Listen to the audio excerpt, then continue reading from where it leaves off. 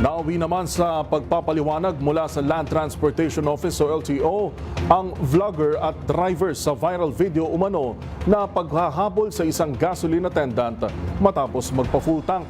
Ang naturang vlogger ay dating mayor na sinabing for the content lang at tauhan niya rin ang nasa video.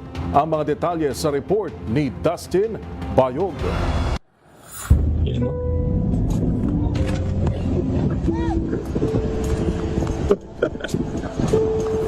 Viral ngayon sa social media ang video ng vlogger at driver na makikita mo nung pinahabol ang isang gasoline attendant matapos daw ito magpa-full tank. Nangyari ito sa kahabaan ng Maharlika Highway sa Alakapan, Cagayan, kung saan bahagya nagtagal na pagmamaneho ng driver na nakilala na dating mayor na lugar na si Harry, Florida. Abort!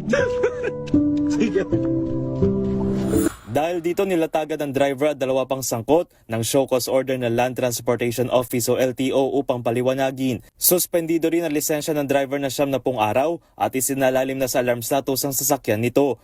Pero sa panig ni Florida, hindi isang gasoline attendant ang makikitang humabol sa kanya, kung hindi isa ring umanong vlogger at tauhan nito. Siya raw ay si Tyson, kung kaya ang naturang video ay para lamang daw sa content sa social media.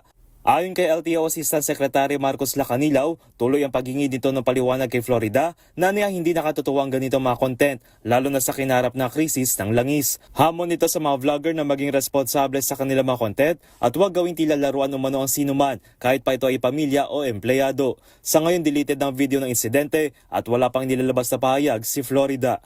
Para sa MBC TV Network News, ito si Dustin Bayog ng DZRH TV. Una sa Pilipinas, una sa Pilipino.